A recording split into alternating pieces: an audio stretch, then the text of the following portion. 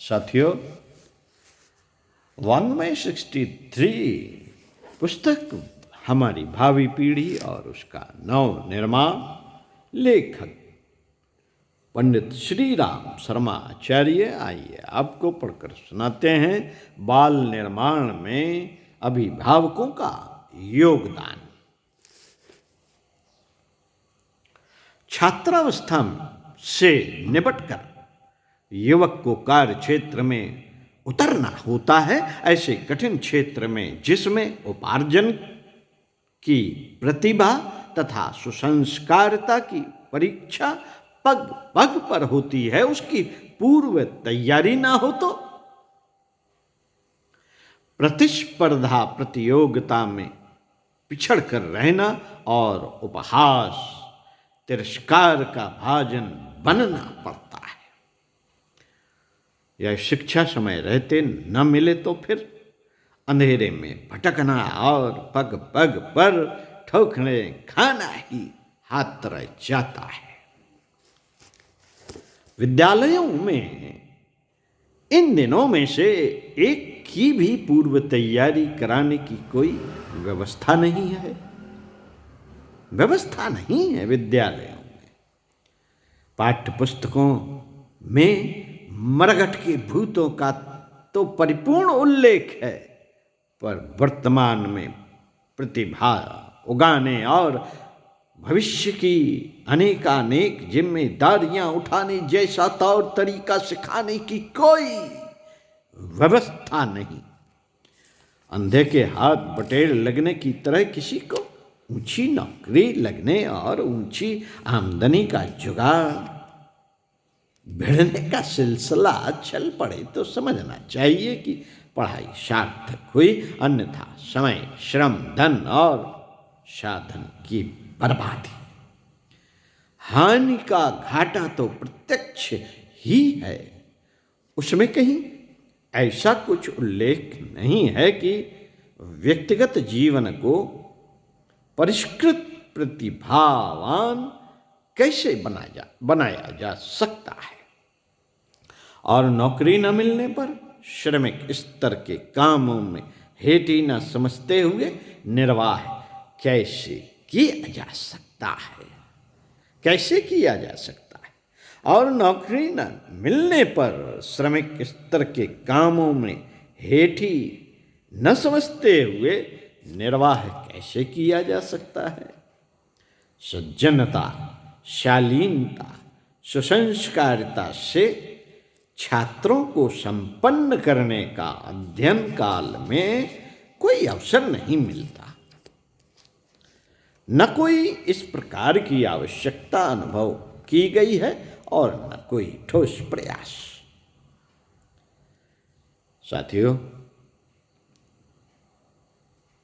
सब कुछ पोला ही पोला चल रहा है। असंख्य छात्र उसी पोल में घुसे कुलबुलाते बिलबिलाते रहते हैं। भविष्य की कोई राह उन्हें सूझती नहीं। ऐसी दशा में कुंठाग्रस्त मन स्थित उन्हें उद्दंडता अपनाने के लिए प्रेरित करे तो आश्चर्य ही क्या है। शिकायतें करना और बीते के लिए पछताना व्यर्थ है। होना यह चाहिए कि बालकों, किशोरों और युवकों के व्यक्तित्व निर्माण का कोई अभिभावक अपने कंधों पर उठाए। व्यक्तित्व निर्माण का कार्य अभिभावक अपने कंधों पर उठाएं। यदि व्यस्तता अधिक थी और इस दायित्व के निर्वाह का ज्ञान न था तो प्रजनन के लिए आतुर नहीं होना चाहिए था। जो काम अपने बलबूते का नहीं, उसकी जिम्मेदारी ही क्यों उठाई जाए। क्यों ना बिना संतान के काम चलाया जाए। पर जब एक गलती हो ही चुकी है तो उलझन को सुलझाए बिना जिम्मेदारी को निभाए बिना और कोई रास्ता नहीं है। यदि स्वयं को कोई आवश्यक बात नहीं आती तो दूसरों से जानकारी, तो दूसरों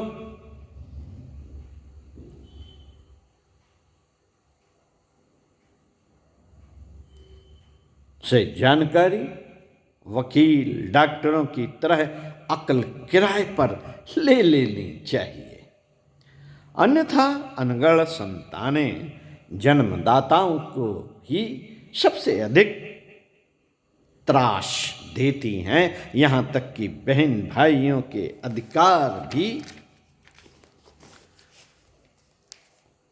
छीनती झपटती रहती हैं। कुसंस्कारों का दाम्पत्य जीवन तक चैन से नहीं बीतता, फिर उनकी संतानें वह सारा बदला चुका लेती हैं जो परिवार वालों के साथ बाप ने किया है। ओछे स्वभाव के व्यक्ति अपनी क्षुद्रता का फल हाथों हाथ पाते हैं और भर्त्सना भरा जीवन जीते हैं। इतने प्रकार के संकटों से समय रहते बचाव हो सकता है यदि अभिभावक अपने जन्मदाता पालनकर्ता ही न माने, वरन शिक्षक की मार्गदर्शक की महती आवश्यकता भी स्वयं ही वहन करे। माना कि उपार्जन कार्यों तथा अन्य व्यस्तताओं में समय घिरा रहता है, पर बालकों को जन्म देना भी तो एक भारी भरकम ऋण है, जिसे चुकाने की उपेक्षा करने पर वह ब्याज समेत कुछ ही समय में इतना बोझिल हो जाता है जिसका भार निर्वाह उपार्जन की व्यस्तता से कम बोझिल नहीं होता। साथियों, कुछ गुण ऐसे हैं जिन्हें आरंभ में ही बच्चों के स्वभाव में सम्मिलित करने का प्रयत्न किया जाना चाहिए। नंबर 1 श्रमशीलता, नंबर 2 स्वच्छता, नंबर 3 सुव्यवस्था, नंबर 4 मितव्ययिता, नंबर 5 नियमितता, नंबर 6 शिष्टता, नंबर 7 उदारता, नंबर 8 सहकारिता आदि गुण ऐसे हैं जिनके चमत्कारी प्रतिफल समग्र सफलता के रूप में हाथों हाथ उपलब्ध होते हैं। जिनमें यह गुण होंगे उनका दृष्टिकोण परिमार्जित रहेगा और सूझबूझ इस प्रकार काम करेगी कि जिससे गुत्थियां उलझने ही ना पाए या उलझें तो उसके समाधान में देर ना लगे। रोटी कमाना किसी के लिए कठिन नहीं होना चाहिए। जब बिना बुद्धि और घटिया शरीर संरचना के सहारे पशु पक्षी पेट भर लेते हैं तो कोई कारण नहीं कि बुद्धिमान समझा जाने वाला, पढ़ा लिखा और सही हाथ पैरों वाला बेकारी, बेरोजगारी आदि की शिकायत करे। अभाव, व्यस्तता मात्र हरामखोरी, शान शेखी और आराम तलबी का प्रतिफल है। इन दुर्गुणों को आरंभ से ही निरस्त करते रहा जाए। घर के कामकाजों में उत्साहपूर्वक भाग लेते रहने के लिए अनुशासनबद्ध रखा जाए तो किसी भी काम को छोटा न मानने का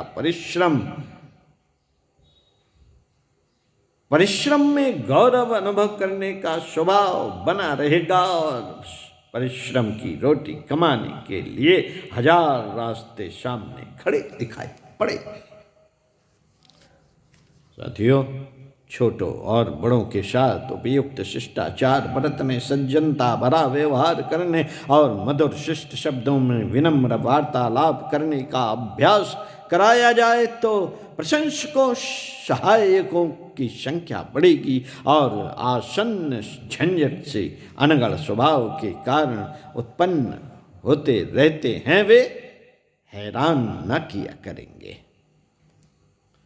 सच्चाई, ईमानदारी, भलमनसाहत आदि ऐसे गुण हैं जिनके कारण अनुचित उपार्जन में तो बाधा पड़ती ही है और खर्चीला ठाट बाट का विलासी सरंजाम जुटाने में भी कठिनाइयाँ होती हैं तथा दूसरों की तुलना में अपने को घाटा रहा प्रतीत होता है, किंतु उसके निराकरण का हाथों हाथ दूसरा उपाय समझ में आ जाता है। सादा जीवन, उच्च विचार का सिद्धांत अपना लेने पर सादगी, मितव्ययिता साक्षात लक्ष्मी की तरह साथ हो जाती है और खर्च घटा लेने पर दोहरा संतोष होता है। एक आदर्शवादिता अपनाने का, दूसरा गुजारे में कमी न पड़ने का।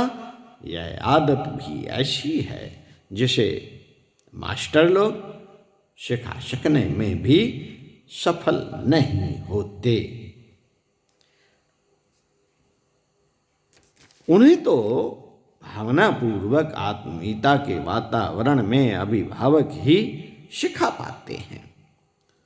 बुरी आदतें गली कूचों की गंदगी की तरह हर नाली नाटदान से अपनी सड़न और दुर्गंध उड़ाती बीमारियां उगाते देखी जा सकती हैं। बुरी आदतें गली कूचों की गंदगी की तरह हर नाली नाटदान में अपनी सड़न और दुर्गंध उड़ाती बीमारियां उगाते देखी जा सकती है, पर सत प्रवृत्तियों का पुष्पोद्यान कुशल माली जैसी बुद्धिमत्ता अपनाए जाने पर निर्भर करता है। संतान के लिए, परिवार के लिए यदि उत्तराधिकार में धन दौलत छोड़ सकने जैसा कुछ न बन पड़े तो हर्ज नहीं,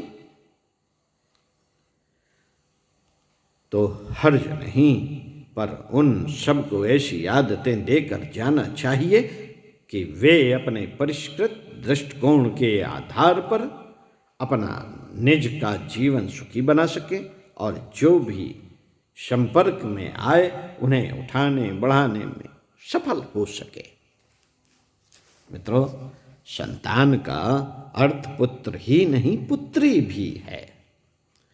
पुत्री को उपरोक्त सद्गुणों के अतिरिक्त सहिष्णुता, सेवा और मधुरता का अतिरिक्त अभ्यास कराया जाना चाहिए ताकि उनके आधार पर पराये घर पर अधिकार जमा सके और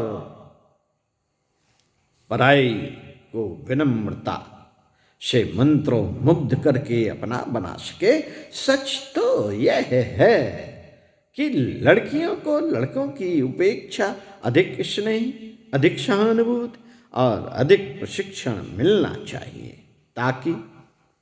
ताकि उनकी समर्थता इतनी बढ़ी चढ़ी हो कि प्रदेश की तरह माने जाने वाले घर में से वे अपने लिए स्नेह एवं सद्भाव अर्जित कर सके, स्वयं भी सुखी रह सके और दूसरों को भी सुखी रख सके तथा उस परिवार को सुख शांति का भंडार बना सके जिसमें कि उनका पदार्पण हो। पंडित श्री राम शर्मा आचार्य अगले वीडियो में पढ़कर सुनाएंगे इसी पुस्तक से माँ के दिए संस्कार सफल हुए। तो साथियों, सुनते रहिए कुछ अच्छा और पढ़ते रहिए कुछ अच्छा। स्वाध्याय, सत्संग, चिंतन, मनन का क्रम अपने जीवन में जरूर बनाए रखिए। ओम शांति।